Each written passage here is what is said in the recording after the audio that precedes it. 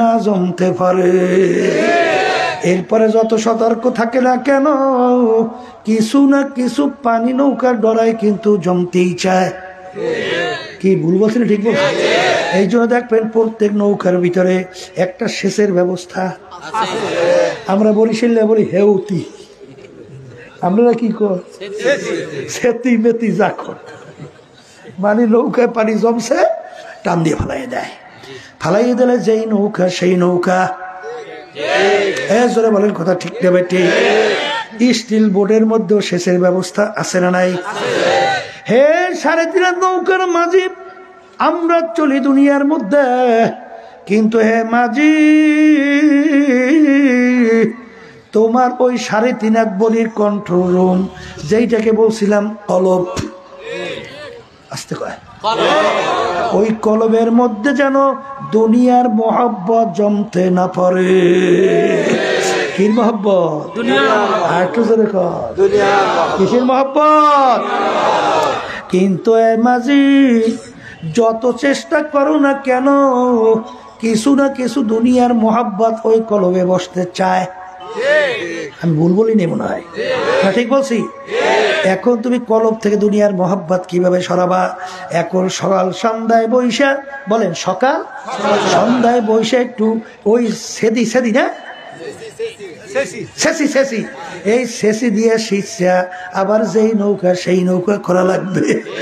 দুনিয়ার মহব্বত যখন কলবের ভিতরে বসবে, শেষি দিয়া ভোরে বিকালে বৈশা একটু দূরিতে টান দাও, লা ইলাহা ইল্লাল্লাহ, লা ইলাহা ইল্লাল্লাহ, লা ইলাহা ইল্লাল্লাহ, লা মাকসুদা ইল্লাল্লাহ, লা মাহবুবা ইল্লাল্লাহ, লা মাতলুবা ইল্লাল্লাহ, লা মাশুকা ইল্লাল্লাহ।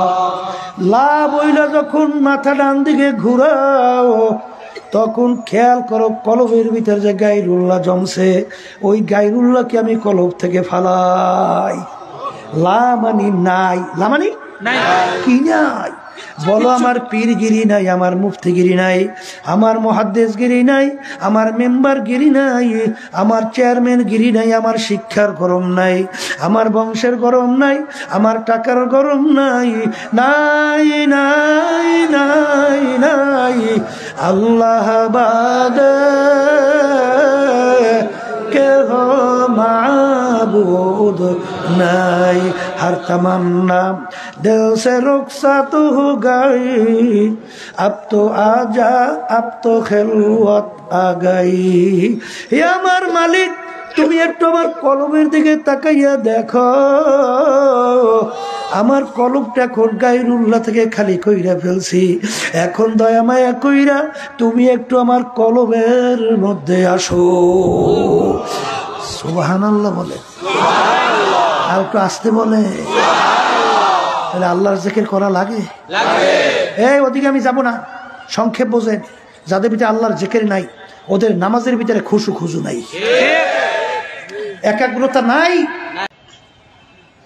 যেই কথা বলতে চাইছিলাম, যে নেকি সংগ্রহের জায়গা বলেন দুনিয়াতে, কিন্তু এক শ্রেণী দেখবেন মুসলমান সন্তান, তারা কিন্তু আমাদের এই কথা শোনার পরে তারা মিসকি মিসকি হাসবে, আবার টিকের ইউ মারবে।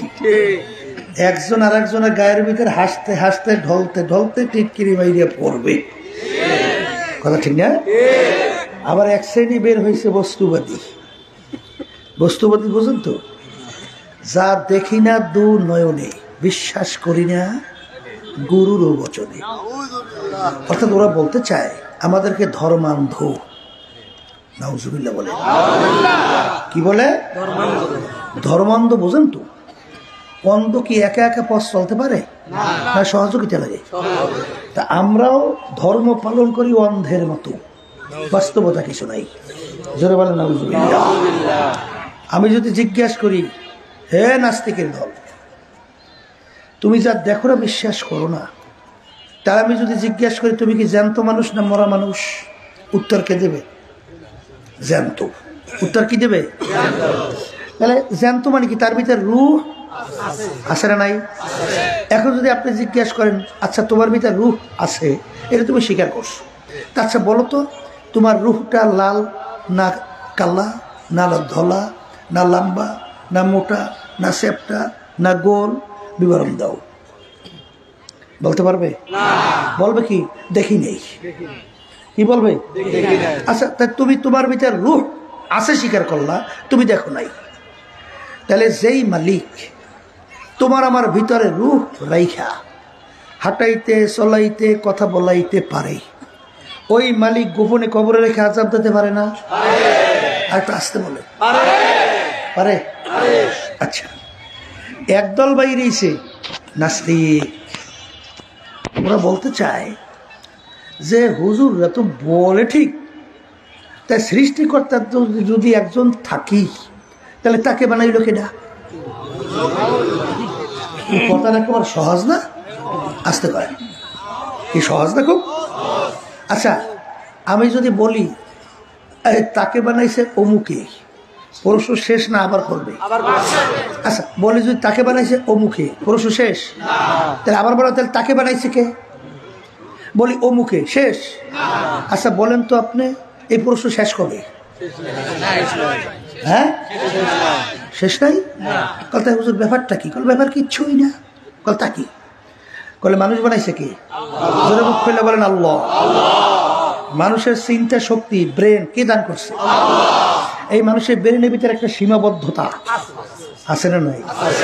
আমরা মানুষ সব বুঝি, আসতে বলে সব বুঝি, কিছুই বুঝেন না। কথা কি? মানুষ মইরা যাওয়া কোন আশ্চর্য না, বাইচে থাকা আশ্চর্য। আজ পর্যন্ত ডাক্তার আবিষ্কারই করতে পারে নাই মানুষ কিভাবে বাইচে থাকে। সংক্ষেপ বলি, ডাক্তার আবিষ্কার করার পরে বলছে মানুষের শরীরের ভিতরে লক্ষ লক্ষ রক্তকণিকা আছে, প্রত্যেকটা রক্তকণিকা চলার রাস্তা ভিন্ন ভিন্ন। তাহলে শরীরের মধ্যে লক্ষ লক্ষ রাস্তাও ডাক্তাররা বলতেছে প্রত্যেকটা রক্তকণিকা ঘন্টায় 5 মাইল বেগে চলে। এখন ডাক্তাররা বলছে একটা রক্তকণিকা যদি তার রাস্তায় চলতে যাইয়ে রাস্তা ফেল করে অন্য রাস্তায় ঢোকে, সঙ্গে সঙ্গে লোকটা মারা পড়বে, মানে মারা যাবে। আচ্ছা এখন বলেন তো এই ক্ষেত্রে যাইয়া ডাক্তাররা বলে মানুষ মইরা যাওয়া কোনো আশ্চর্য না, কিন্তু বাইসে থাকা আশ্চর্য। এখন তুমি সৃষ্টিকর্তা তালাশ করিয়া পাও না। এখন তোমার যে ব্রেন আছে, ব্রেনকে প্রশ্ন করো তাহলে এই রক্তকণিকা যদি তার রাস্তায় চলতেছে, এ চালাইনি একজন ড্রাইভ আসতে বলে, সেই ড্রাইভার কে? ওই দেখেন আপনার ব্রেন থেকে বলতেছেন আল্লাহ। কথা ঠিক না? ঠিক কি বোঝেন? কিছু বোঝেন? এই সমুদ্রের নাম শুনছেন? সমুদ্র সৃষ্টির পরে ওই বৈজ্ঞানিকরা সমুদ্র নিয়ে রিসার্চ করতেছে। এখন পর্যন্ত সমুদ্রের নাকি সবে মাত্র 100-র ভিতরে 5 ভাগ সবে মাত্র আবিষ্কার করছে, 95 ভাগ এখন মধ্যে আবিষ্কারই করতে পারে নাই। কি ব্রেনে সব ধরে? আর একটু বলে। আচ্ছা কয়টা ধরে? কি ধরে? এই যে সূর্যটা, বৈজ্ঞানিকরা বলতেছে যে এই সূর্যটা নাকি দুনিয়া থেকে 13 লক্ষ গুণ বড়। কত লক্ষ? আচ্ছা এই সূর্যটা দুনিয়ার থেকে দূরত্বে আছে প্রায় 9,30,00,000 মাইল দূরে। আচ্ছা বলেন তো আপনার ব্রেনে কি বলে?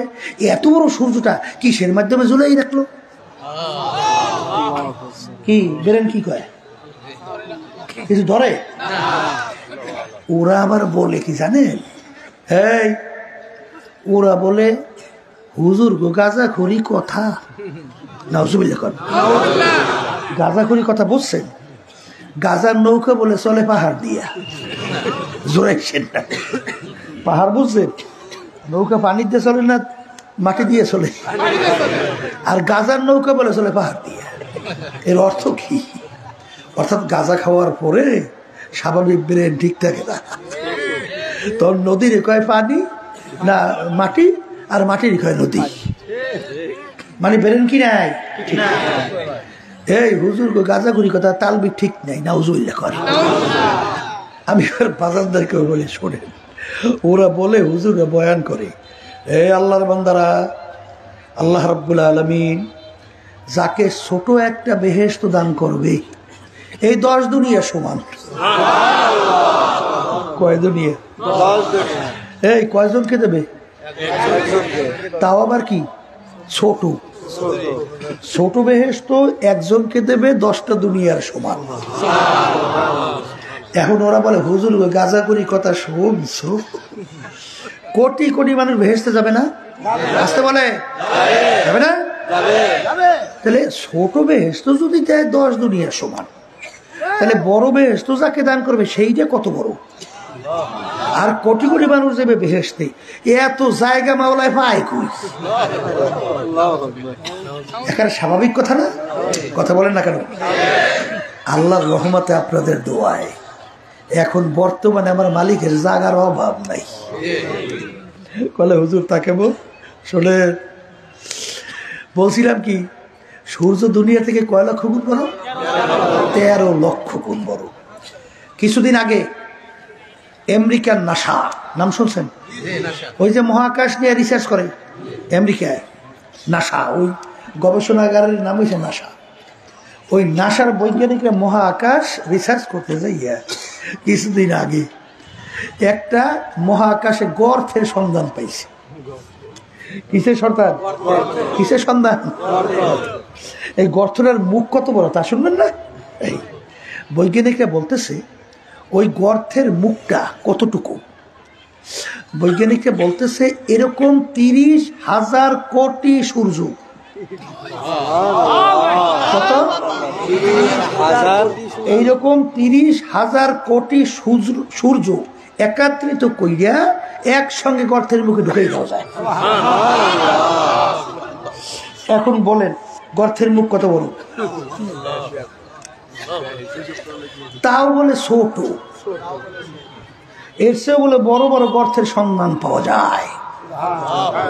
এখন আমার মালিক যদি ঘোষণা করতেন যাকে ছোট বেহেশত দেব এ দুনিয়ার 10 না 100 দুনিয়ার সমান, মালিকের জায়গা আছে? আসতে বলে আছে? পাওয়া যায় না? কি বুঝো, ওরা সৃষ্টিকর্তা তালাশ করে পায় না, শেষ পর্যন্ত পাইছি। ওরা বলে বান্দরের জাত। কি পেয়েছে? বানরের জাত। ওকে শূন্য আমরা আশ্চর্য হয়ে গেছে। বাংলাদেশের মধ্যে এই যে ফ্যাসিস্ট পলাইল না 5ই আগস্ট, ক্লাস 6-7 পর্যন্ত এই থিওরি ঢুকাইয়া দিছিল। ডারউইনের থিওরি, মানুষটাকে আল্লাহ সৃষ্টি করে না, মানুষটাকে বানর থেকে সৃষ্টি হয়েছে। বলে কিভাবে? বলে বানরের অনেক পার্সের সঙ্গে মানুষের অনেক পার্সের মিল আছে। বলে বানর মানুষ হইল কিভাবে? বলে ওরা জঙ্গলে লাফাইতে লাফাইতে গাছের ঘষায় ঘষায় ল্যাস পশম বই দিয়া অটোমেটিক মানুষ। নাউজুবিল্লাহ বলে বলে এই বেটা এটা কেমনে হয়? বলে হইবে না কেন? ছোট ব্যাঙ দেখছেন? ছোট ব্যাঙের বাচ্চা লেজ আছে না নাই? শরীর কালো না দলা? তাহলে ছোট ব্যাঙের বাচ্চা লেজওয়ালা, শরীর কালো, বড় হইলে লেজ থাকে? শরীর কালো, তাইলে লেজ কইরা শরীরের রূপ পরিবর্তন কইরা যদি এই বড় ব্যাঙ এই রূপ ধারণ করতে পারে, তাহলে অনেক পার্সের সঙ্গে বানরের অনেক পার্সেল মিল। বানর লাভাইতে লাভাইতে লেজ পশম করিয়া মানুষ হবে না কেন? এই আবার বান্দর মার্কারা বিশ্বাস করছে। বিশ্বাস কই দেয়া এইটা আবার পড়ায় পরে। আমি জিজ্ঞাসা করি এ বান্দরের জাত কোন দেশে, কোন জঙ্গলে, কোন তারিখ, কোথায় বানর লাফাইতে লাফাইতে মানুষ হয়েছে এই ঠিকানাটা দাও। পারবে? আসতে বলে। এরপর যদি জিজ্ঞেস করে বান্দরের জাত, আগে যদি 2-1টা বানর লাফাইতে লাফাইতে গাছের ঘষায় ঘষায় স্পর্শ করে মানুষ হয়, এখন বানরগুলো কি ভদ্র না লাফায়? লাফালাফি করে। তাহলে আগে দুই একটা মানুষ এখন দুই একটা হবে না কেন বান্দর? বলেন কথা ঠিক না ঠিক? আল্লাহ মাফ করুক, জানি না। অনেক সময় গাড়িতে চলি তো, তাই দেখি রাস্তার পাশে দাঁড়াই দাঁড়িয়ে এক শ্রেণী ওরা দাঁড়াই দাঁড়িয়ে প্রস্রাব করে। চিন্তা করি ব্যাপার কি? যার ভিতরে লজ্জা আছে, শরম আছে, আল হায়াউ শুবাতুম মিনাল ঈমান, লজ্জা শরম ঈমানের একটা অংশ। সে মানুষের ভিতরে রাস্তায় দাঁড়াইয়া পাশে প্রস্রাব করতে পারে? আসতে বলে পারে? তাহলে ও পারে কিভাবে? আল্লাহ মাফ করুক, জানি না, হয়তো বড় ধারণা আমরা তো বান্দরের জাত। বানর কি বসে প্রস্রাব করে না দাঁড়াইয়া? তো চিন্তা করে আমার পূর্বপুরুষের একটা নমুনাও তো রাখা লাগে। পূর্বপুরুষ আমার বানর তো দাঁড়াই দাঁড়াই দেয় সাইডিয়া, তা আমি বসে লাভ, আমিও দিলাম দাঁড়াই সাইডিয়া। নাউজুবিল্লাহ বলেন। রাগ করিয়েন না কেউ, কথা বুঝে। তাই যে কথা বলতে চাইছিলাম, শোনেন, ইউনিভার্সিটির মধ্যে একটা ছেলে এই ডারউইনের থিওরি পড়ছে, পড়ে ও গেছে চিড়িয়াখানায়। তাই চিড়িয়াখানায় প্রথম ঢোকার পরে তো ঢাকা বানরের ঘর, দেখছেন না? হাজার হাজার বানর। ও চিন্তা করলো যে আমি আবার কিছুদিন পর যদি আবার চিড়িয়াখানায় আসি, তাহলে তো আইসে দেখবো বানরগুলো সব মানুষই হয়ে গেছে। ওই থিওরি ওর মাথার মধ্যে। তা আবার কয়েক বছর পর বলে আবার গেছে চিড়িয়াখানায়, যাইয়ে দেখে বানরের ঘরের ভিতরে বানরগুলো বানরই আছে, একটাও মানুষ হয় নাই। ব্যাপার কি? কি পড়লাম, শুনলাম কি, বিশ্বাস করলাম কি, দেখলাম কি? বান্দরের জাত ওরা সৃষ্টিকর্তা তালাশ কইরা পায় না। শোনেন, এই ডারউইনের থিওরি সম্পর্কে তাম দুনিয়া প্রায় হাজারের মতো বৈজ্ঞানিক বলা হয় কাদেরকে? বিশেষ জ্ঞানী। তাদেরকে বলে কি? বৈজ্ঞানিক। হাজারের মতো বৈজ্ঞানিক, এর ভিতরে অনেক নোবেল পুরস্কার প্রাপ্ত বৈজ্ঞানিক অনেক। তারা মন্তব্য করছে ডারউইনের এই থিওরি এটা সম্পূর্ণ একটা অযৌক্তিক, এটা কোনো যুক্তি হতে পারে না। এই কথা বইলা ওর যুক্তিকে বঙ্গোপসাগরে ফেলাই দিচ্ছে। বঙ্গোপসাগরে উদাহরণ শোনেন নাই? দেয় কেন তা জানেন? জানেন না বুঝি? দেওয়ার কারণ আছে। কারণ হলো চরমনাইতে ওই সমুদ্রে জেলেরা মাছ ধরে না, তা কিছু জেলেরা আসছে আমার সঙ্গে দেখা করতে। আমি জিজ্ঞেস করি, ভাই সমুদ্র সম্পর্কে একটু ধারণা দেন তো। বলে, হুজুর আমরা যখন সমুদ্রের মধ্যে যাই তখন পানি মাপি। তাই পানি মাইপিয়া কেমনে মাপে? ওই যে মোটা ওই লোয়াটা বড় ওজন, সেইটারে ওই হয়তো বা পুইন্টু নিয়ে লেগে লাগাইয়া বান দিয়া ওই নদীর মধ্যে সারে, সমুদ্রের মধ্যে। তাই কোনো জায়গায় হুজুর পাই 1000 বাম। বাম বোঝেন? হাত দৌড়ে এরকম টান করলে 1 বাম, আর 3.5 হাত। কোথায় 1000 বাম, কোথায় 10,000 বাম। এরপর ভিতরে যাইয়া ফালাইতে থাকি, আমাদের যত শক্তি আছে যাইতে আছে। ওর নাম রাখছি নাই বাম। ওর কোনো তলামলা তালাশ করে আসবো দেখে উপায় নাই। এই জন্য বঙ্গোপসাগর বলা হয় কি, ওই থিওরি যে সাগরে ফেলাইছে ও কোনোদিন উঠবে না, তলাই তো নাই, পাইবে কোন? কথা ঠিক না বাটে? বুঝা গেল এই নাই বাম। আমার বাচ্চাদেরকে বলবো, পর্দা আলে মা বোনরা যারা শুনতেছেন, মনে করছেন আমরা হুজুররা কিছু বুঝি না, সব বোঝেন আপনারা, ঠিক না?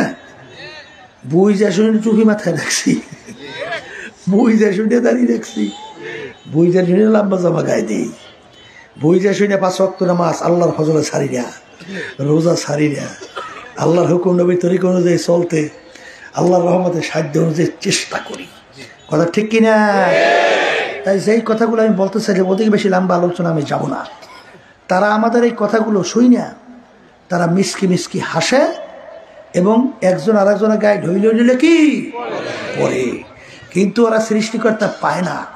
আমার আল্লাহ রাসূল সাল্লাল্লাহু আলাইহি ওয়াসাল্লাম বলেন, শোন, তাফাক্কুরু সাআতান ফি খালকিল্লাহ খায়রুম মিন ইবাদাতি 60 وفي رواية 70 وفي رواية 80 سنة। শোনো, আমার মালিকের মাখলুকাত নিয়ে যদি কেউ কিছু সময় মোরাকাবা করো, চিন্তা করো, ৬০ বছর নফল ইবাদত করলে যেই পরিমাণ সব পাবা, ওই পরিমাণ সব আমলনামায় জমা হয়। অন্য রাতের ভিতরে আছে ৭০ বছর, অন্য রাতে ৮০ বছর নফল ইবাদতের সব আল্লাহ আমলনামায় দান করে। ঠিক না ঠিক? এখন আমার বাজান দেখো, আল্লাহ হাবিব বলেন, তাফাক্কুরু ফি খালকিল্লাহ ওয়ালা তাফাক্কুরু ফিল্লাহ। তোমরা আল্লাহর মাখলুকাত সম্পর্কে চিন্তা করো, আল্লাহ সম্পর্কে চিন্তা করতে যাইও না। কারণ সৃষ্টিকর্তার চিন্তা করার শক্তি আমার মালিক তোমার আমার ব্রেনে দান করে না। এই যেইটা নাই, এই মেয়ে সরেন তো, তুই সরেন, সরেন যাই বয়ান শোনেন। বয়ানই কথা এক শ্রেণী আছে, বয়ান তো শুনেই না, বই বই আর খোঁচাখুচি করে বয়ান শুনতেই দেয় না। ওই চিন্তা শক্তি আপনার আমার মধ্যে যেইটা নাই পাবেন কই। এরপর যদি ওই পথে কেউ হাঁটে তাইলে পাইবে বান্দরের জাত। জোরে বলেন কথা ঠিক না বেটি? বলতে এখন আল্লাহর পরিচয় পাইবেন কেমনে? আল্লাহ রাব্বুল আলামিন বলেন, ওয়াফিল আফাকি ওয়া ফি আনফুসিকুম আফালা তুবসিরুন। হে আমার বান্দা বান্দিরা, আমার পরিচয় যদি তোরা পাইতে চাও, তোর নিজের দিকে তাকা, তারপর তোকে নিয়ে তুই মুরাকাবা কর, আমার পরিচয় পাইয়া যাবি।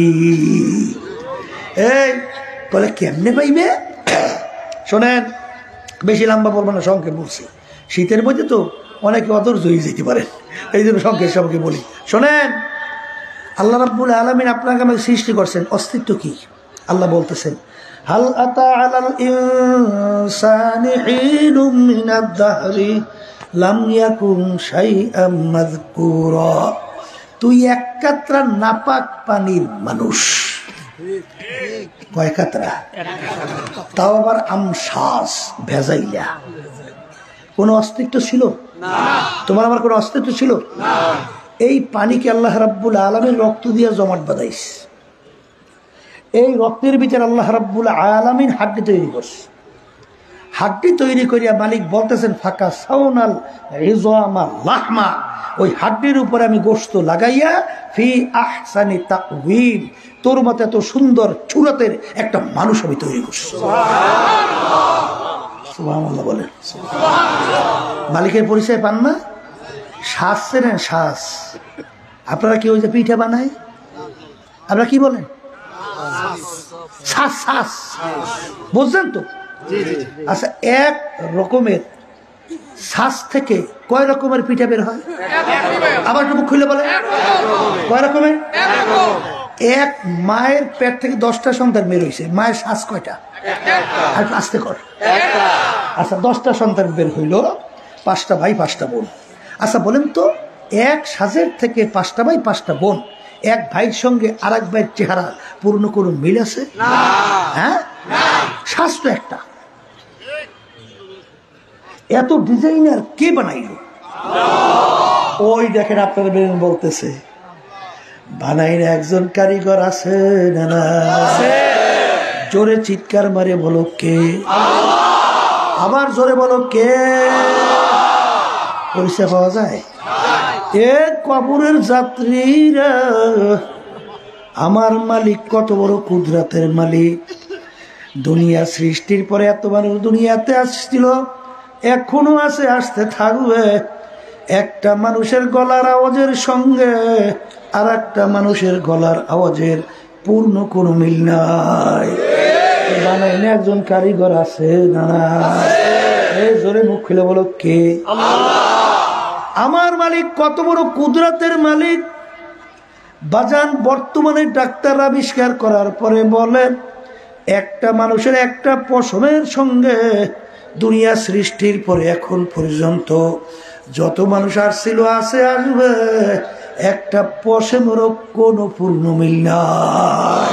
আল্লাহু আকবার। বানাইলে একজন কারিগর ডিজাইনার আছে না নাই? বলো কে?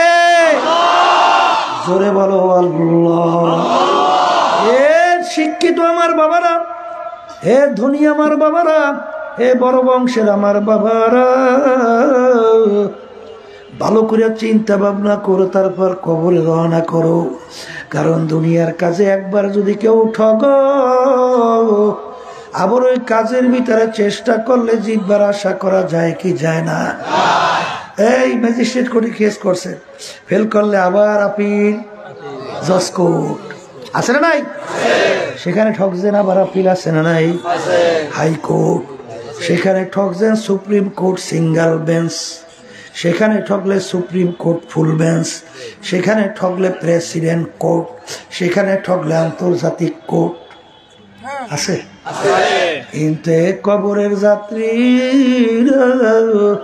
তোমার আমার সামনে 5টা মামলা খেরাতের দ্বার হইয়া আছে। এর ভিতরে একটা হলো মৌতের মামলা, কবরের মামলা, হাসরের মামলা, মিজান পুলসিরাতের মামলা। এই মামলা যদি একবার কেউ ঠগো, দ্বিতীয়বার আপিলের সুযোগ আছে কার কার? আর একটু আসতে বলে আছে? নাই নাই। ওই মামলার তদবিরের জায়গা কোথায়? বলেন দুনিয়াতে। আবার বলেন কোথায়? দেখেন আমার মালিক কত বড় কুদরতের। দুনিয়া সৃষ্টির পরে আমার মালিক এই যে আমাদের আঙ্গুলের টিপ এতটুকু জায়গায় ডিজাইন করছে, খারাই খারাই মতো। আর দিশা পাও না, সৃষ্টিকর্তা পাও না? তাহলে আমার মালিক সৃষ্টির পরে এতটুকু জায়গায় ডিজাইন করছে। যত হাজার হাজার কোটি মানুষ দুনিয়া থেকে গেল, বর্তমানে হাজার হাজার কোটি মানুষ দুনিয়াতে আছে, এতটুকু জায়গায় আমার মাওলা ডিজাইন করছে। একটা টিপের সঙ্গে দুনিয়া সৃষ্টির পরে আজ পর্যন্ত আর একটা মানুষ এতটুকু জায়গায় ডিজাইনের মধ্যে পূর্ণ কোনো মিল না। এতটুকু জায়গায় ডিজাইন করেন না ডিজাইনার আছে না? কেডা? কি তোমাকে নিয়ে রিসার্চ করলে সৃষ্টিকর্তার পরিচয় পাওয়া যায়? একটু আসতে বলে বলেন তো বাজার। দুনিয়ার এমন কোন বৈজ্ঞানিক, এমন কোন দার্শনিক, এমন কোন পান্ডিত আছে এতটুকু জায়গায় কয়টা ডিজাইন করতে পারে? আরে হ্যাঁ, এই ডিজাইনার কে? আল্লাহ বলেন। মালিককে তালাশ করে পাও না, না পাওয়া যায়? পাওয়া যায়? যায়। আল্লাহু আকবার। লা তাখুযুহু সিনাতুন ওয়ালা নাওম। আমার মালিক বলে আমার ঘুমও নাই, ঝিমানিও নাই। এই মালিকের ঘুমও নাই, ঝিমানিও নাই, বাস্তবে বোঝা যায় না? মা সন্তান প্রসব করছে, এতটুকু বাচ্চাটা না, মা কোলের পাশে নিয়ে ঘুমায়। প্রসব করার পরে মাও দুর্বল, সন্তানও দুর্বল। এখন কোলের পাশে নিয়ে ঘুমায়, ঘুমের ঘরের ভিতরে মানুষের হুঁশ থাকে? তাহলে এদিক ওদিকে ঘুরিয়ে যাইতে পারে না? আসতে কয় হাত মাথা এদিক ওদিকে পরে। তাই বাচ্চাটা যখন পাশে লইয়ে ঘুমায়, কোনো সময় দেখছেন ভিতরে একটা ব্যারিকেড দিয়ে ঘুমায়? হ্যাঁ, মাথা কোলের পাশে লইয়ে ঘুমায়। তাহলে নিয়ম কি? মায়ের পিঠের নিচে অথবা পেটের নিচে পড়লে ওই বাচ্চা সেপ্ট হয়ে যাওয়ার কথা ছিল। এই কথা বলেন। মনে করছেন এইটাই বুঝি নিয়ম? না, এরকম দুই একটা মাঝে মাঝে ঘটনা মালিক দেখায়ও। এরকম দুই একটা বাচ্চা মায়ের পেটের নিচে পিঠের নিচে বইয়া একারে সেপ্টটা শেষ। তাইলে তুমি আর আমি বাঁচলাম কেমনে? লা তাখুযুহু সিনাতুন ওয়ালা নাওম। আমার মালিকের ঘুমও নাই, ঝিমানিও নাই। তোর মায়ের হাত কারা তোর মুখের উপরে পড়ে গেছে, পড়তে পারে? পারে পারে। এখন বাচ্চার শক্তিও নাই, মায়ের হাতখানা সরাইয়া দেবে, আছে শক্তি? বলতেও পারে না মা গো হাতখানা সরাইয়া নিয়ে যাও, আমার কিন্তু শ্বাস বন্ধ, আমি কিন্তু গেলাম গেলাম। পারে? বলতে পারে? তাহলে সরাইতেও পারে না, বলতেও পারে না, বাঁচতাম কেমনে?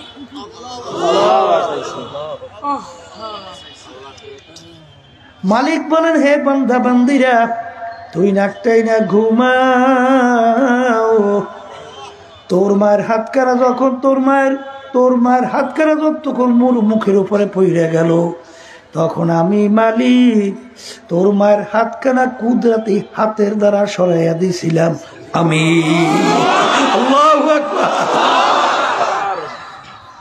আবার বাজানদেরকে বলবো, পর্দা আলে মা বোনদেরকে বলবো, মালিকের পরিচয় পাওয়া যায়? একটু আসতে বলে পাওয়া যায়? আলহামদুলিল্লাহ। এখন যারা মানুষ তারা কিন্তু বুঝবে, আর সুরাতে মানুষ ভিতরটা আবু জাহিল্লা মার্কা, উতবা সাহেব আবু লাহাব মার্কা, এরা বুঝবে? এরা আমাদের কথা বুঝবে? বুঝবে তো নাই, বরং আর টিটকারিও মারবে, ঠিক কিনা? কিন্তু আমার বাজানদেরকে বুঝের জন্য আমি কোরআনুল কারীমের শুরুর আয়াত তেলাওয়াত করছিলাম, প্রথম করছিলাম না? কিসের জন্য বলেন? বুঝের জন্য। আর বুঝবে কেন? আপনার গোয়াল করে যে গরুটা বলেন, গরুটাই তো বুঝবে। হ্যাঁ, ছাগল ফেলেন না? ছাগল ফেলেন। এখন ছাগলের কান ধরিয়া মালিক বুঝায়, এই ছাগল তোর তো আদর যত্ন কম করি না, আমি কিন্তু গাছটা নিয়ে আসি বড় শখ করিয়া, বহু টাকা দাম, এ পাওয়া যায় না, খবরদার তুই এই গাছটা খাইছিস না, আম গাছ। এখন ছাগলের বুঝাই টুজাইয়া যখন ছাড়িয়ে দেশে, বুঝেন নাই? কান লারা দেশে বুঝি দেই, অযত বুঝাও অবুঝি না, কি বোঝে বুঝ নাই। এই বুঝ আল্লাহ পশুর মধ্যে দেয় নাই, কিন্তু মানুষকে এই বুঝ আল্লাহ দান করছে, ঠিক কিনা? এই যারা মানুষ তারা বুঝবে। আমি বাজানদেরকে বলি, কোরআনুল কারীম নাযিল হয়েছে যুগটার নাম কি? অন্ধকারের যুগ না? ইতিহাসের ভাষায় কি যুগ? অন্ধকারের যুগ, অসভ্যের যুগ, ঠিক কিনা? যেই যুগে কোনো টেলিফোন ছিল, মোবাইল বললেন, আচ্ছা মোবাইলও নাই, কি টেলিফোনও নাই, আচ্ছা উন্নত মানের কোনো ব্যবস্থা ছিল? স্যাটেলাইট, ফেসবুক, ইউটিউব এবং অন্যান্য আদার্স কিছুই নেই। সেই যুগের মধ্যে কোরআন কারীম নাযিল হইল কার উপরে? আল্লাহর হাবিব মুহাম্মদুর রাসূলুল্লাহ সাল্লাল্লাহু আলাইহি ওয়াসাল্লাম। যারা মানুষ তারা চিন্তা করবে, আল্লাহ রাসূল মায়ের পেটে থাকা অবস্থায় আল্লাহ তার আব্বাকে দুনিয়া থেকে নিয়ে গেছে না? আসতে কয়, দুনিয়াতে আসার পরে বছর 6 বয়স, আল্লাহ তার আম্মাকেও 6 বছরের বাচ্চা, বাপারা মাহারা, বলেন বাপারা। দুনিয়ার কোন শিক্ষকের কাছে আল্লাহ রাসূল সাল্লাল্লাহু আলাইহি ওয়াসাল্লাম পড়ার কোনো সুযোগ পায় নাই, মানে কি আল্লাহ দেয় নাই? দেবে কেন? আল্লাহ রাসূলকে আল্লাহ পাঠাইছেন কেন? বুইসতু মুআল্লিমা। আল্লাহ রাসূল বলেন আমাকে আল্লাহ পাঠাইছেন ওস্তাদ হিসাবে। তা আল্লাহ রাসূল সাল্লাল্লাহু আলাইহি ওয়াসাল্লাম আসছে কি হিসাবে? তাহলে ওস্তাদ হইয়া ছাত্রই বেকার। এই জন্য আল্লাহ তাকে কোনো শিক্ষার সুযোগও দেয়। আল্লাহ রাসূল কিন্তু দুনিয়ার দিক থেকে কোনো দস্তখত করতে জানতেন না, সাইনও করতে জানতেন না। এই জন্য আল্লাহ রাসূলকে বলা হয় উম্মি। এই উম্মি আল্লাহর হাবিবের উপরে 30 পারা কোরআনুল কারীম নাযিল হয়েছে। সবাই জোরে বলেন সুবহানাল্লাহ। আরবের কাফেররা আরবি ভাষী ছিল, কোরআনুল কারীম নাযিল হয়েছে আরবি ভাষায়। তারা বসতো কি বসতো না? তারা ভুল বের করতে পারছিল? এটা আসতে বলে পারে নাই, পারছে? পারে নাই। আমার বাজানদেরকে বলবো, আল্লাহ রাসূল সাল্লাল্লাহু আলাইহি ওয়াসাল্লাম তার পক্ষ থেকে যদি কোনো চিঠি লেখা হইতো, আল্লাহর হাবিবের আঙ্গুল মুবারকের মধ্যে আংটি মুবারক ছিল, আংটি মুবারক দিয়ে সিল মারত। এক ডক্টর বছর দেড়েক হইবে চরমনাই আসছিল, আল্লাহ রসুলের পক্ষ থেকে ওই যে চিঠি লিখছিল, আর ওই চিঠির মধ্যে আল্লাহর হাবিব যে আংটি দিয়ে সিল মারছে, ওই সিল মারা সহ ওই চিঠিটা আমার জন্য হাদিয়া সহ নিয়ে আসছিল। তখন আমি তাকাই দেখলাম যে আল্লাহ রাসূল সাল্লাল্লাহু আলাইহি ওয়াসাল্লামের আংটি মুবারক সিলটা কেমন ছিল। সুবহানাল্লাহ। এই উম্মি আল্লাহর হাবিবের উপরে 30 পারা কোরআনুল কারীম নাযিল হইল, যার শুরুতে আল্লাহ চ্যালেঞ্জ হিসেবে বলে যালিকাল কিতাব লা রাইবা ফি। এই যে কিতাব দেখো, এর ভিতরে ভুল সন্দেহ বলতে কিছু নাই। সবাই জোরে বলেন সুবহানাল্লাহ। বাজানদেরকে কি বলবো শোনেন, দিয়ে একটু উদাহরণ দেই। এই কানাডার টরেন্টো ইউনিভার্সিটি, রাজধানীর নাম টরেন্টো, সেখানে ইউনিভার্সিটির প্রফেসর গণিত এবং যুক্তিশাস্ত্রের উপরে পাণ্ডিত্য অর্জন করছে ক্যারি মিরল। ক্যারি মিরল খ্রিস্টান ধর্মের লোক। কি ধর্মের লোক? তিনি খ্রিস্টানদের ধর্মীয় গ্রন্থের নাম কি? বাইবেল।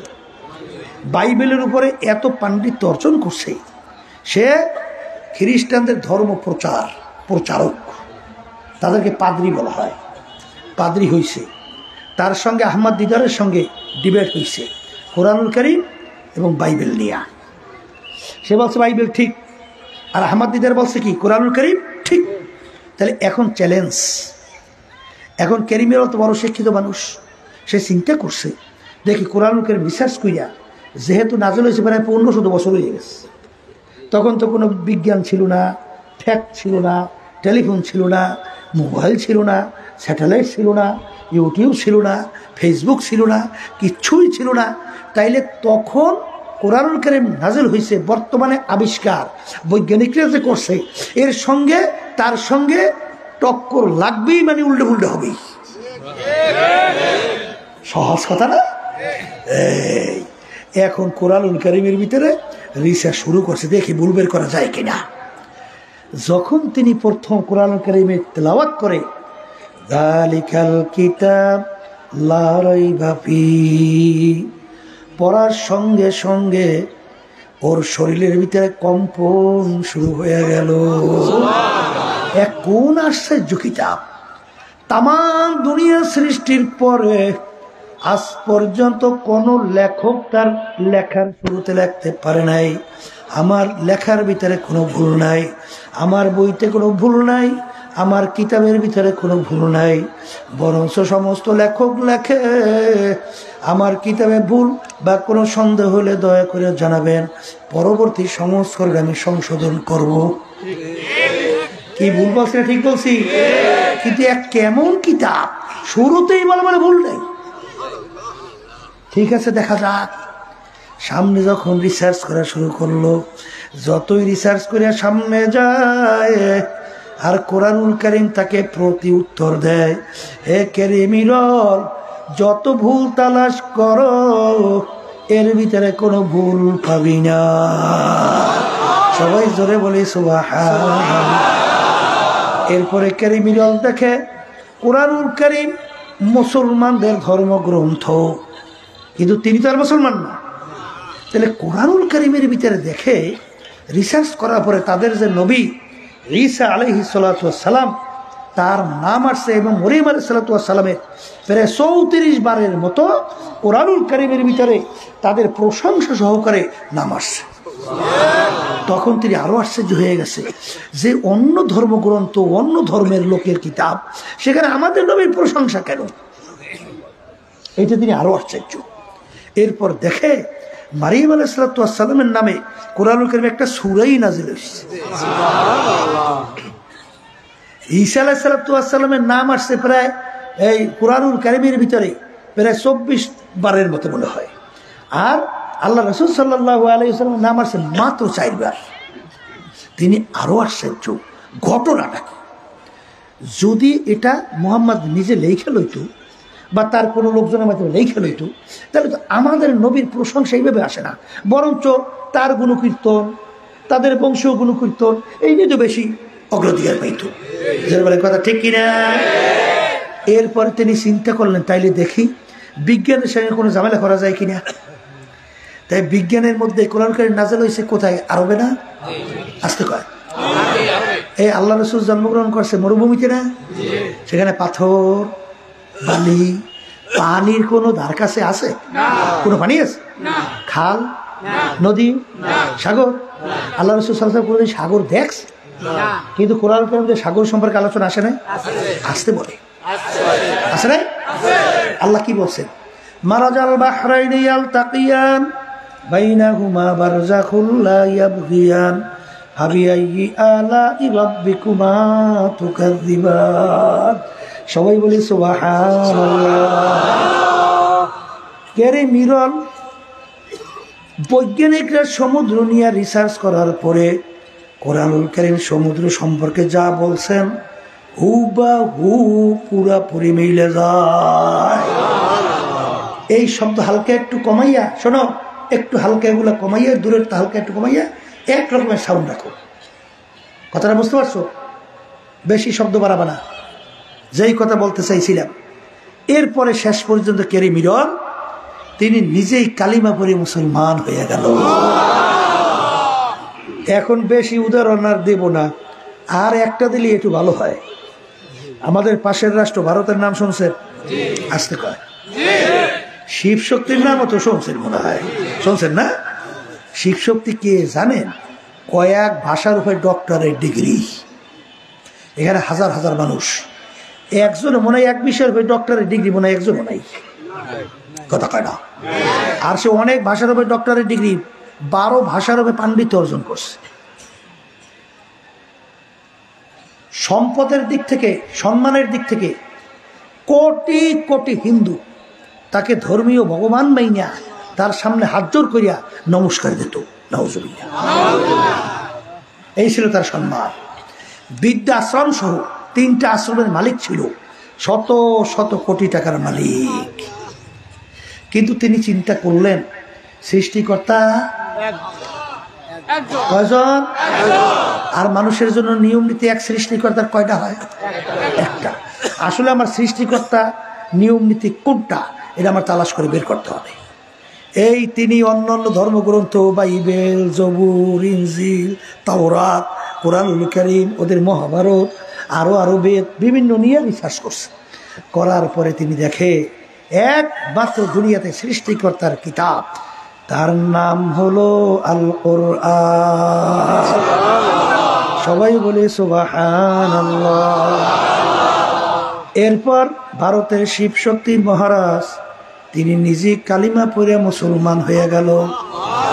মুসলমান হওয়ার পরে বাংলাদেশে আসছিল, পরে নাম রাখছিল ডক্টর ইসলামুল হক। তখন বাংলাদেশের প্রেসিডেন্ট ছিল এরশাদ সাহেব। বাংলাদেশের বিভিন্ন জেলায় জেলায় ঘুরে দিনের দাওয়াত দিয়া যখন ভারতের চাপে থাকতে পারে নাই, মালয়েশিয়া চইলা গেল, হায়াত শেষ হইয়া দুনিয়া থেকে বিদায় নিয়ে কবরে গেল।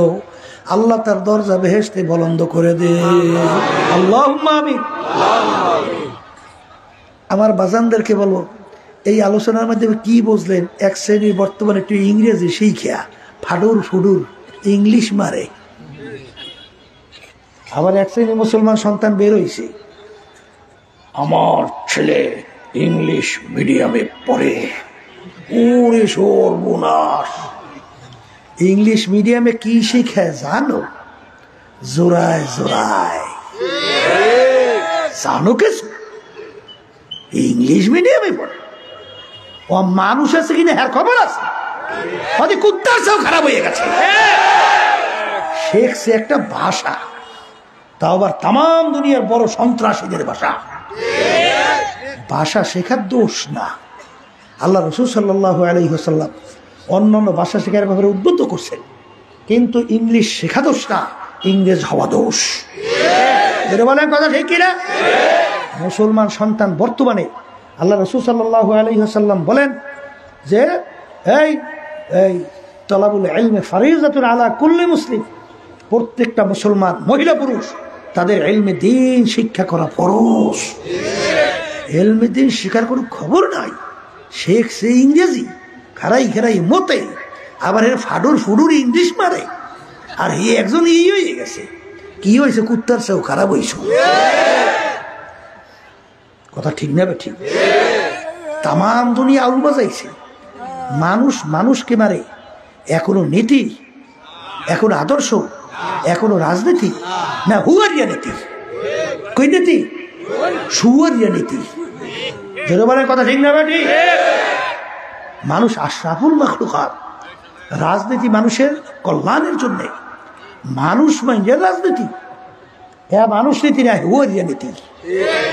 আমরা বসে লেখা ডাইরেক্টলি হুয়ার, সুয়ার বোঝেন তো?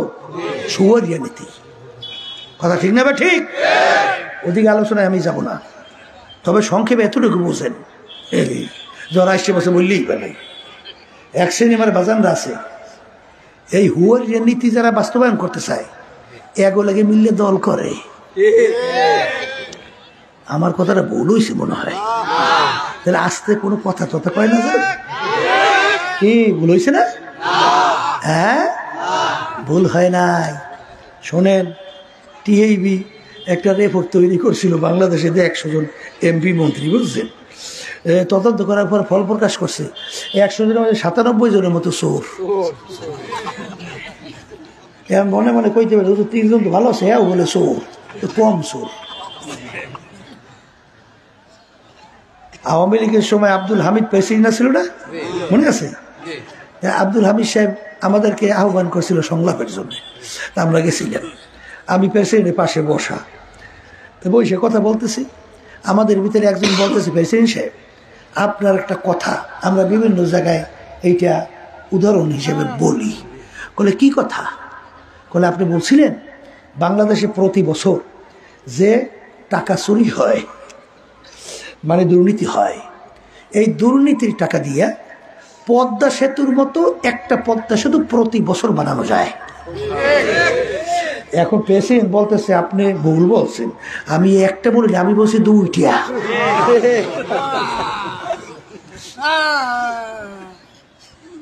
কথা বলছেন কিছু বাংলা? হ্যাঁ, এই আমার বাজানদেরকে কেউ রাগ করি না, বোঝার চেষ্টা করেন। এই চোরের সহযোগিতা করলে এটা কি? আবার কর। খুনি সহযোগিতা হলে সেটা কি?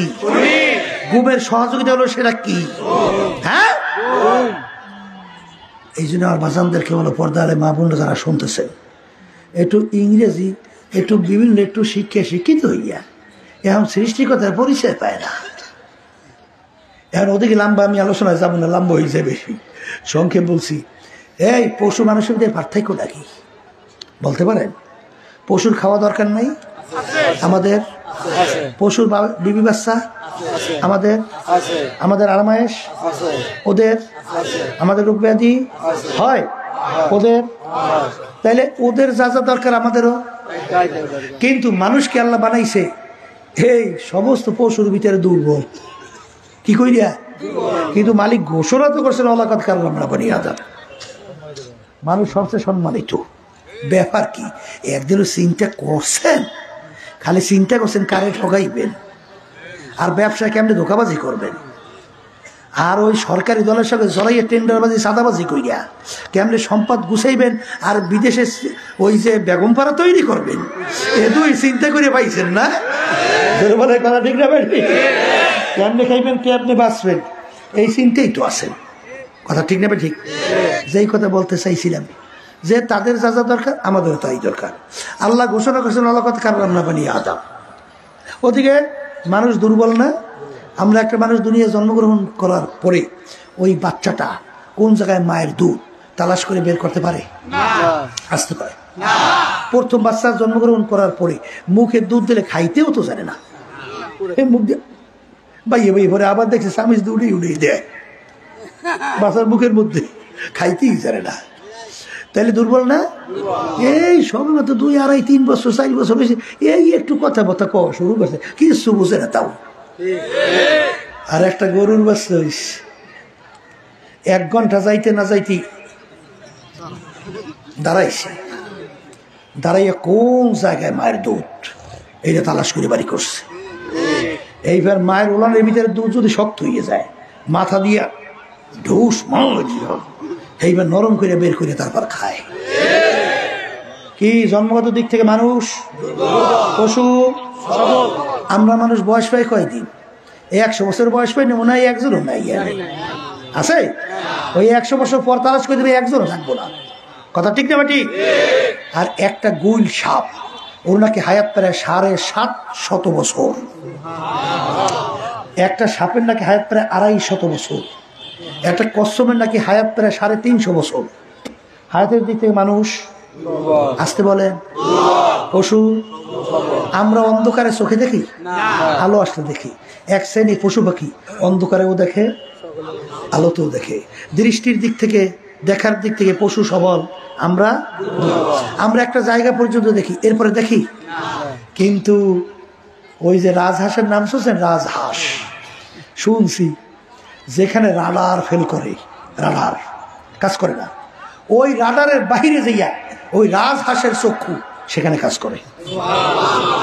আর চোখের পাওয়ার কত, একটা শগুনের চোখের পাওয়ার কত তা জানে। ওই আকাশের মধ্যে উঠিয়া মুরব্বীরা তো ছোটবেলায় শগুন দেখছে, আমরা তো তেমন একটা দেখি নেই, কারণ যেই দেশে বলে সৎ বিচার নাই এ দেশের হগুন ওগুলা পলায়, ঠিক না ভাই? শগুন পালাইছে নাই, তাই সেখানে ওই শগুন আকাশের মধ্যে উঠা মাথাটা এরকম নাড়া দেয়। ওই ক্যালকাটা ভারত, ওদিকে আসাম, ওদিকে ত্রিপুরা, ওদিকে টেকনাফ তেতুলিয়া, ওই এক নজরে দেখে। আর পাওয়ার কত! তাহলে মানুষ দৃষ্টিতেও দুর্বল, পশু সবল। মালিক তো ঘোষণা করছেন, ওয়ালাকাদ কাররামনা বানি আদম, মানুষ সর্বশ্রেষ্ঠ সম্মানিত। কি কারণ? এইটা যদি একবার আল্লাহর ফজলে বুঝে আইসা যায়, ওই মানুষে আল্লাহর ফজলে দুনিয়াতেও সম্মানিত, আখিরাতেও সম্মানিত। আল্লাহ রাসূল সাল্লাল্লাহু আলাইহি ওয়াসাল্লাম বলেন, আলা ওয়া ইন্না ফিল জাসাদি মুদগাহ ইযা সালুহা সালুহাল জাসাদু কুল্লু ওয়া ইযা ফাসাদাত ফাসাদাল জাসাদু কুল্লুহু আলা ওয়া হিয়াল কলব। প্রত্যেকটা মানুষের ভিতরে আমি একটা গোশতের টুকরা দান করছি, ওই গোশতের টুকরা যার ভালো হইয়া যায়, ওই মানুষটা সমস্ত মাখলুকাতের ভিতরে সম্মানিত শ্রেষ্ঠ হইয়া যায়। আর ওই গোশতের টুকরা খারাপ হইতে হইতে এক পর্যায়ে মানুষটা কুত্তা শিয়াল শুয়োরের চেয়েও খারাপ হইয়া যায়। একই তো আমি সব কোরআনুল কারীম থেকে বলতেছি, ওই আয়াত এখন পড়তেছি না, এগুলো কিন্তু কোরআনুল কারীম থেকে শুনাইতেছি। ওই গোশতের টুকরার নাম হইল কলব। বলেন, গোশতের টুকরার নাম কি? আর আমার বাজানদেরকে বলবো, পর্দালে মা বোনদেরকে বলবো, আমরা বাড়িঘর ফালাইয়া ঠান্ডার ভিতরে এখানে আসছি কেন? বাজান, দুনিয়ার থেকে বিদায় নিয়ে কবরে যখন যাব, কিয়ামতের ময়দানে উঠবো, জাহান্নাম থেকে বাইচা বেহেশতে যাওয়ার আশায়। কি ভুল বলছি না ঠিক বলছি? কিন্তু এই কবরের যাত্রীরা বেহেশতে যাওয়ার জন্য আমার মালিক কোরআনুল কারীমের ভিতরে শর্ত লাগাইছে, ইল্লা মান আতাল্লাহা বিকলবিন সালিম। ভালো পরিচ্ছন্ন সুস্থ কলব ছাড়া আমার পবিত্র জায়গা বেহেশতের মধ্যে হবে না। জোরে বলেন কথা ঠিক কিনা?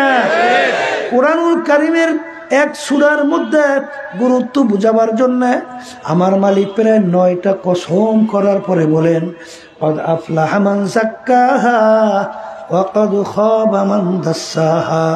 যারা ওই কলবকে পবিত্র করতে পারবা তারাই নাজাত পাইয়া জান্নাতে যাইতে পারবা, আর যারা কলবকে নষ্ট করবা, ক্ষতিগ্রস্ত ধ্বংস করবা, তারা ধ্বংস হইয়া জাহান্নামে চলে যাবা। তাহলে কলব পরিষ্কার করা ফরজ। মুখ খুললে বলেন, আবার জোরে কন। এখন কই দেবে হুজুর, যখন কোথায় এসে গেছে না বললে গেলে আবার মনেও থাকতে ঝামেলাই হইতে পারে। বলে হুজুর, কলব পরিষ্কার কিতে হয়, ভালো হয় কিতে খারাপ হয় কিসে? কলবের উল্লেখযোগ্য 10টা রোগ। কয়টা রোগ? এই রোগ যখন কলব থেকে সরিয়ে যাবে, ওই কলবটা ভালো। 1 নম্বর বলে তাকাব্বুরি। তাকাব্বুরি কি? আমি বড়, আমি ভালো। বলেন, আমি বড়, আমি ভালো, আমি পীরের দিক থেকে বড়, আমি মুফতির দিক থেকে বড়, আমি ইমামের দিক থেকে বড়, আমি টাকা পয়সার দিক থেকে বড়, মেম্বার চেয়ারম্যান এমপি মিনিস্টারের দিক থেকে বড়, ক্ষমতার দিক থেকে বড়, সম্মানের দিক থেকে বড়, শিক্ষার দিক থেকে বড়, বংশের দিক থেকে বড়। যার ভিতরে এক জাররা পরিমাণ তাকাব্বুরি থাকবে, আল্লাহ রাসূল সাল্লাল্লাহু আলাইহি ওয়াসাল্লাম বলেন, সে বেহেশতের ঘেরানো পাবে না। এ কবরের যাত্রীরা, গুনাহ ছাড়া কোনো মানুষ আছে?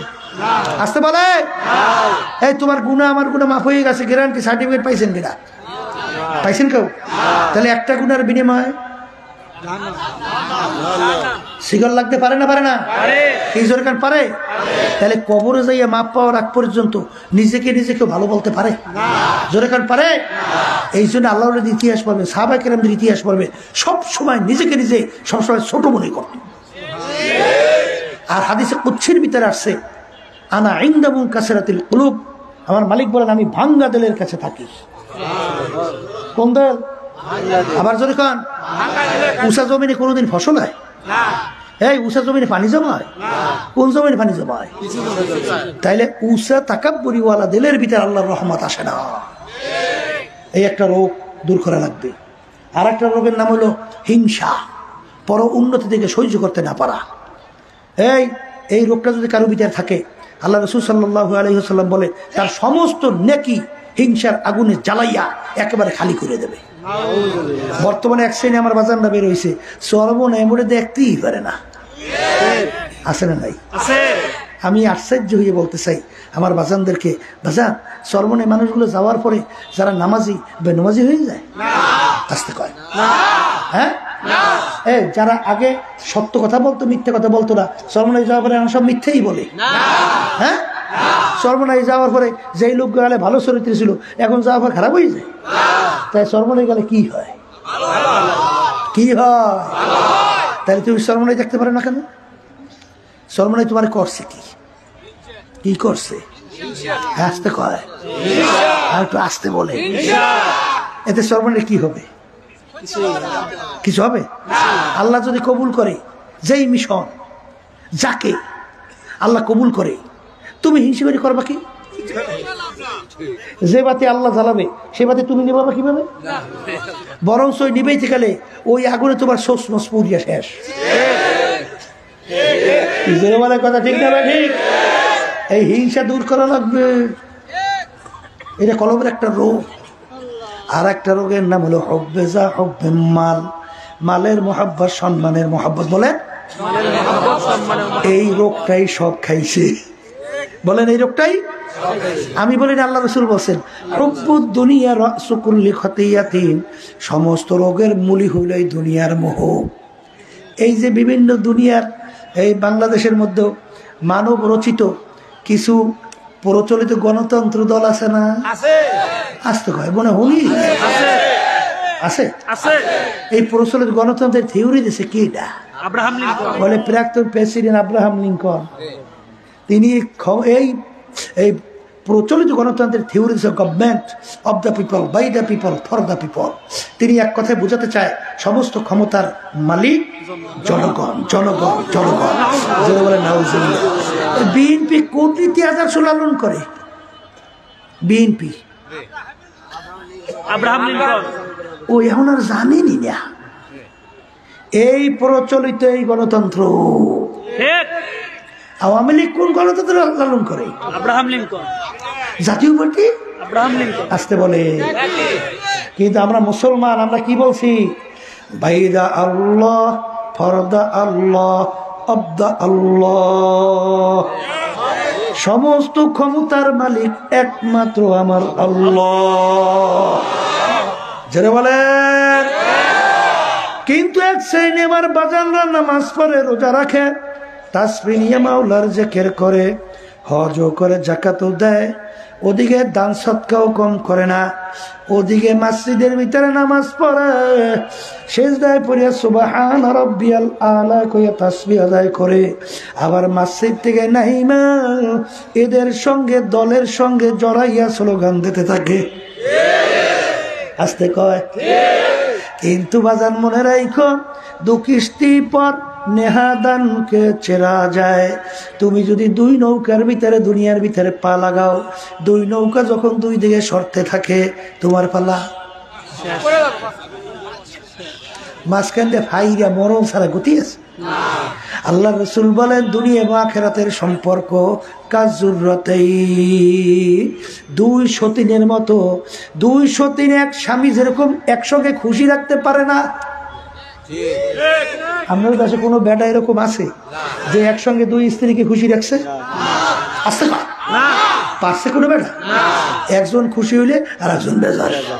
আল্লাহ রাসূল বলেন কেউ যদি আখিরাতকে খুশি করো, দুনিয়া বাজার। আবার দুনিয়াকে যদি কেউ খুশি করো, আখিরাত বেজার। মসজিদে সেজদা দিয়ে আল্লাহরে খুশি করে, আর বাইরে নেমে আল্লাহর বিরুদ্ধে চারণ যারা করে তাদেরকে খুশি করো। যাইও, তোমার জন্য বেশ তো সাজাইয়া আল্লাহ অপেক্ষা করতে আছে। অপেক্ষায় আছে, আসো আসো। পিডানের সোডে পিঠ বেকা করি ফেলাইবে, কথা ঠিক না? ঠিক। এই জন্য আমার বাজানদেরকে বলবো, পর্দা আলে মা বোনদেরকে বলবো, ভালো করে বুঝে শুনে কবরে যাওয়া লাগবে। বোঝার সুযোগ কিন্তু একবারই, দ্বিতীয়বার নাই। কি এখন এই দল করে কে? কালকে আমি আসছিলাম কুড়িগ্রাম, একজন আমাকে বলে, হুজুর সরবনে একজন মুরিদ, ও সরবনে যাওয়া আশা করে, কিন্তু হুজুর ও এই যে দলগুলা বলছিলাম না, এই যে প্রচলিত কুফরি গণতন্ত্র, হুজুর এই দলের সঙ্গে মিললে এই দল করে সরবনের মুরিদ। আমি হলো সরবনের মুরিদ হতে পারে না, সরবনে এইটা শিখে, কথা হয় না, এটা শিখে না, তাহলে ও করে কা? করে হুব্বুদ দুনিয়া। আবার বলেন কিসের জন্য? এই দুনিয়ার মোহের কারণে সব ধ্বংস। কথা ঠিক? আমার রাগ করিলেন না, আমি শুনাইতে আছি, কে মানবেন তা জানি না। কথা ঠিক না? ঠিক। এই অন্তরের রোগগুলা দূর করা লাগবে, আর এই অন্তরের রোগগুলা দূর করার জন্য মহা একটা ঔষধ হইল আমার মালিকের জেকের বেশি বেশি করা লাগবে। কথা বলে না? কথা ঠিক না? ঠিক। বাজার দুনিয়ার মধ্যে দেখবা পানির ভিতরে নৌকা চালায়, পানি ছাড়া নৌকা চলে, আসতে বলে।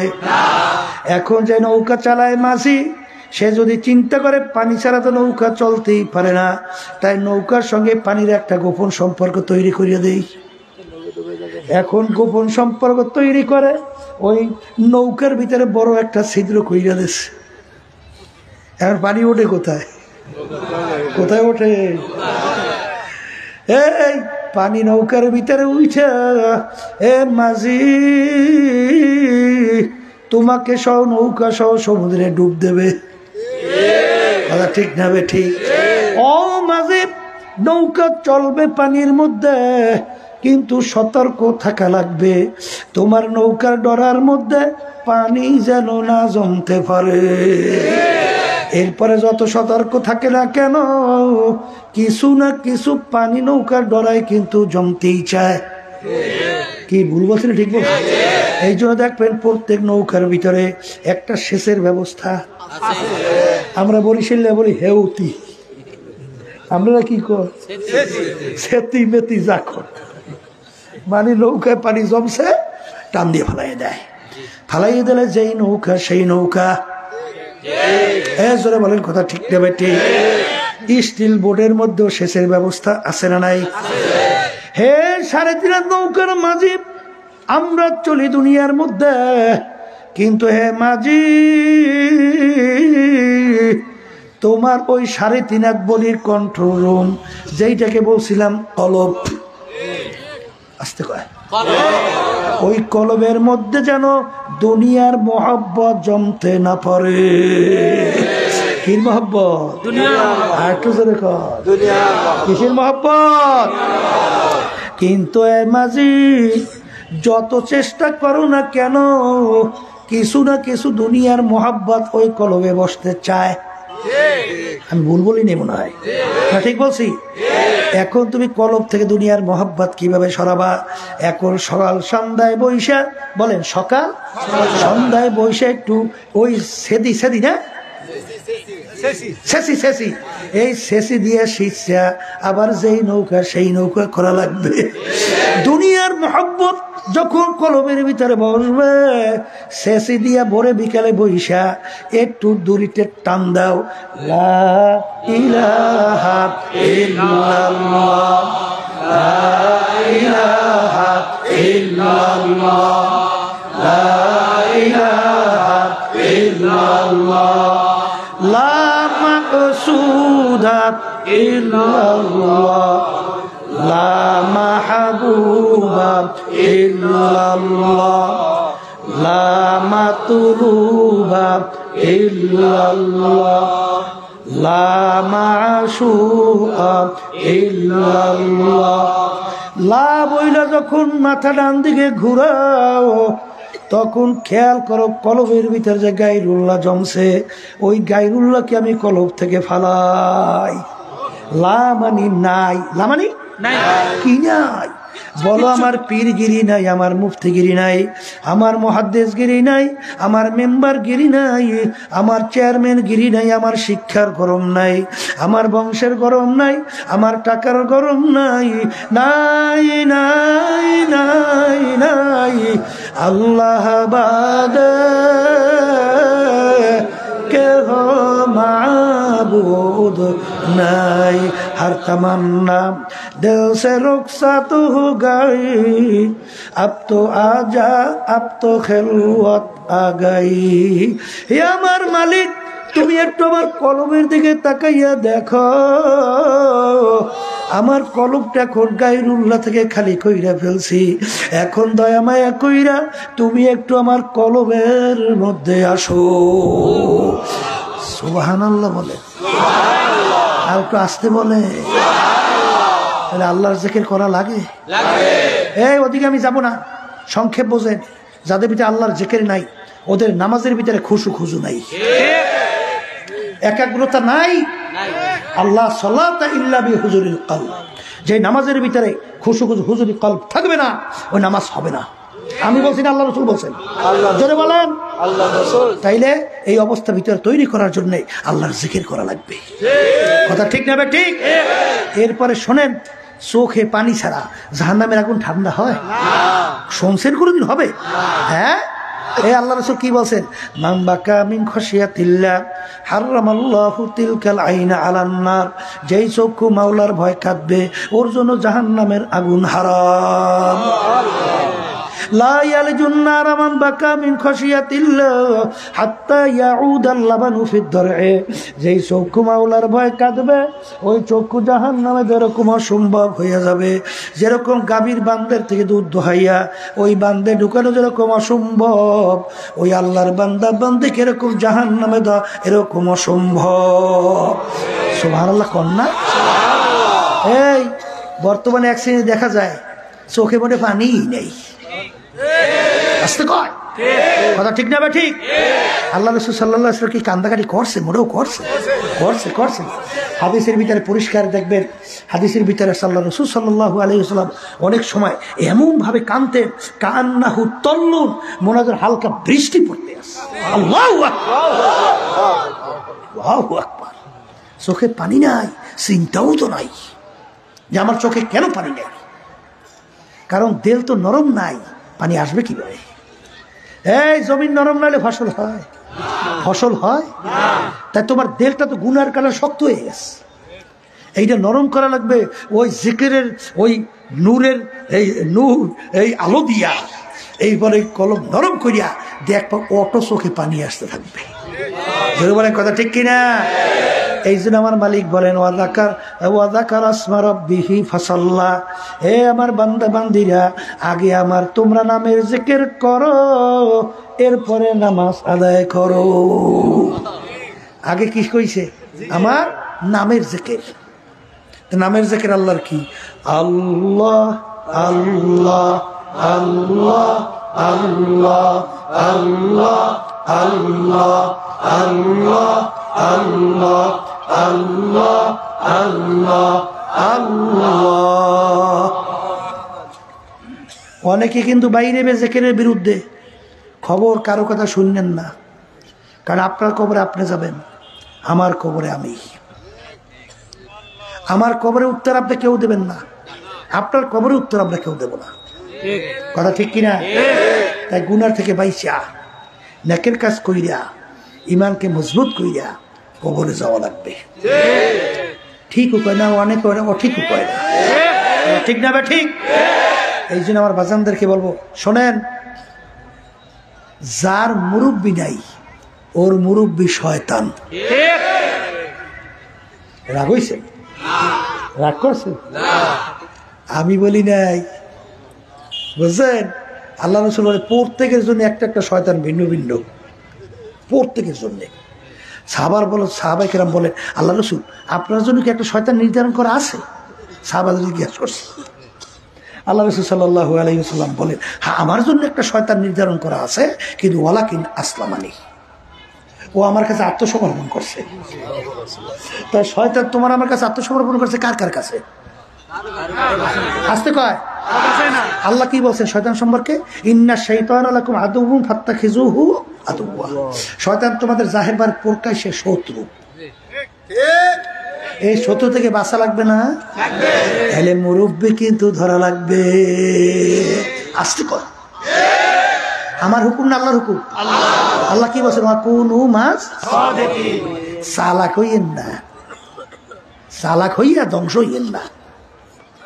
দেখেন আপনি নেকামল করতে পারতেছেন কিনা, চোখে পানি আসতেছে কিনা, ইমান মজবুত হইতেছে কিনা, আপনি গুনাহ থেকে ফিরতে পারতেছেন কিনা এটা দেখবেন। এই জন্য আমি আমার বাচ্চাদেরকে বলবো, এই আলোচনায় যদি কেউ কোনো উল্টা পুল্টা মনে করিয়ে থাকেন, কেউ কষ্ট নিয়েন না, আল্লাহর কাছে দোয়া করেন, আল্লাহুম্মা আমিন। এক ঘরের মেয়ে লোকের হাত উঠাও, গুনার কথা মনে করো, দুই চোখের পানি ফালাও, মালিকের দরবারে কান্দো আর মাপ চাও। যদি কান্না না আসে মনকে বুঝাও রে মন, একদিনই ঘরের দরজা দিয়ে নতুন বউ হয়ে উঠছিল রে মন। কত মেয়ে লোকে শরবত খাওয়াইল, কত মেয়ে লোকে বাতাস করলো, আবার এমন একটা দিন আসবে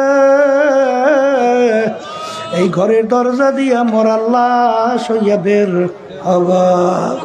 ছেলে কানবে মামা কইরা, মেয়ে কানবে মামা কইরা, জবাব কিন্তু আর দিবা না। মালিক এই মাঠের দিকে একটু তাকাইয়া দেখে, কত সাদা দাড়িওয়ালা আমার বাজারদেরকে নিয়ে হাত তুললাম, কত তলেবে ইলমদেরকে নিয়ে হাত তুললাম, কত নায়েবে রাসূলদেরকে নিয়ে হাত তুললাম, কত জাকিরিন শাকিরিন আপনার খাস বান্দাদেরকে নিয়ে হাত তুললাম। যেই হাত আপনার কাছে পছন্দ, এর বরকতে আমাদের জীবনের গুনাহ খাতা মাফ করে এ আল্লাহ। যাদের উসিলায় মাহফিল হইল, চেষ্টা খাটনি সাহায্য করলো, আমরা যারা উপস্থিত হয়ে গেলাম, সবার উপরে খাস মেহেরবানি নাজিল করেন আল্লাহ। আমাদের আম্মা আব্বা আত্মীয় যারা কবরে শুয়ে রয়েছে, মালিক সবাই কবরকে বেহেশতের বাগান বানাইয়া দেন। সুবহানা রাব্বিকা রাব্বিল ইজ্জাতি আম্মা ইয়াসিফুন ওয়া সালামুন আলাল মুরসালিন ওয়ালহামদুলিল্লাহি রাব্বিল আলামিন। একটা রুমাল পাক, একটা পাক।